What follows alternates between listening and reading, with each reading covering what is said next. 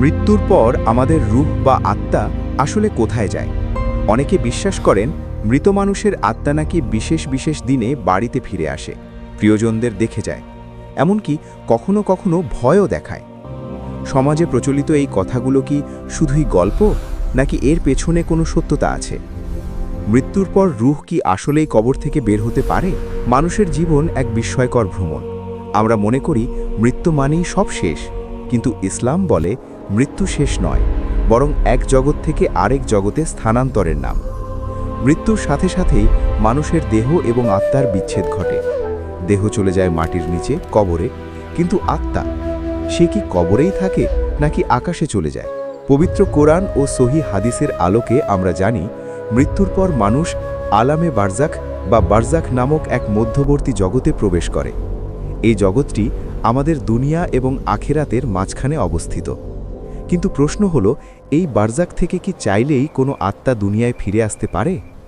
সরাসরি উত্তর হলো না। সাধারণ অবস্থায় কোনো মৃত ব্যক্তির আত্মা দুনিয়ায় ফিরে আসে না।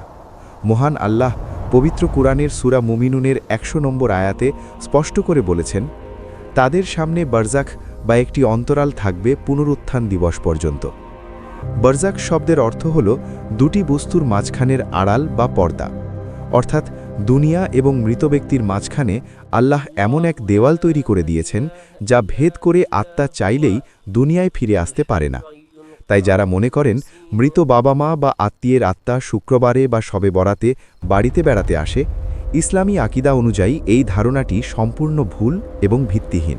তাহলে মৃত্যুর পর আত্মাগুলো আসলে থাকে কোথায়? হাদিস শরীফ থেকে জানা যায়, মুমিন বা নেককার বান্দার মৃত্যুর পর তার রূহকে সম্মানের সাথে ইল্লিয়িনে নিয়ে যাওয়া হয়। সেখানে তারা শান্তিতে অবস্থান করেন। সহি হাদিসে এসেছে, মুমিনের রূহ জান্নাতের গাছে ঝুলে থাকে অথবা পাখির আকৃতিতে জান্নাতে বিচরণ করে। তারা আল্লাহের নেয়ামত উপভোগ করতে থাকে।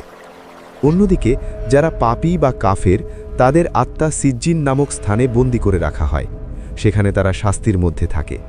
তাদের পক্ষে দুনিয়ায় ফিরে আসা বা ঘোরাফেরা করা তো দূরের কথা, তারা নিজেদের কষ্ট থেকেও এক মুহূর্তের জন্য রেহাই পায় না।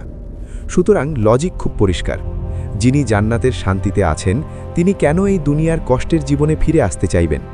আর যিনি শাস্তিতে আছেন তার তো ফিরে আসার কোনো ক্ষমতাই নেই। তবে এখানে একটি বিশেষ শ্রেণীর কথা না বললেই নয়, তারা হলেন শহীদ, যারা আল্লাহর পথে জীবন দিয়েছেন। সাধারণ মুমিন এবং শহীদদের আত্মার অবস্থানের মধ্যে কিছুটা পার্থক্য রয়েছে। সহি মুসলিমের একটি হাদিসে রাসূলুল্লাহ সাল্লাল্লাহু আলাইহি ওয়াসাল্লাম বলেছেন, শহীদদের রূহ সবুজ পাখির পেটে থাকে, জান্নাতের যেখানে ইচ্ছা তারা ঘুরে বেড়াতে পারে এবং আরশের নিচে ঝুলন্ত ঝাড়বাতিতে গিয়ে আশ্রয় নেয়। অর্থাৎ শহীদদের আত্মা অনেক বেশি স্বাধীনতা ভোগ করে। কিন্তু লক্ষ্য করুন, এই স্বাধীনতা জান্নাতের ভেতরেই সীমাবদ্ধ। হাদিসের কোথাও বলা হয়নি যে শহীদরা বা ওয়ালিরা মৃত্যুর পর দুনিয়ায় এসে মানুষের সাথে দেখা করেন বা কথা বলেন। আলামে বারজাখের নিয়ম সবার জন্যই প্রযোজ্য।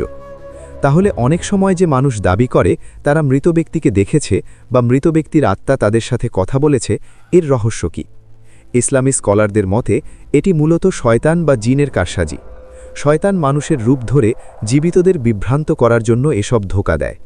একে হেমজাদ বা কারিনে জিন বলা হয়। মৃত ব্যক্তি কখনোই ফিরে আসে না, তাই আত্মা ফিরে আসার বা ভয় দেখানোর প্রচলিত গল্পগুলো বিশ্বাস করা একজন মুসলিমের ঈমানের জন্য ক্ষতিকর। প্রিয় দর্শক, আত্মা ফিরে আসে না, কিন্তু আমাদের সবাইকে একদিন সেই আত্মার জগতেই ফিরে যেতে হবে। যে বারজাখের জগৎ থেকে কেউ কোনোদিন ফিরে আসেনি, আমিও আসব না, আপনিও আসবেন না।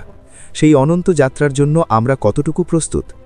কবর কি আমাদের জন্য জান্নাতের বাগান হবে নাকি আগুনের গর্ত? এটা নির্ভর করছে আজ আমরা দুনিয়ায় কি করছি তার উপর। ফিরে আসার সুযোগ যেহেতু নেই, তাই যা করার তা এখনই করতে হবে।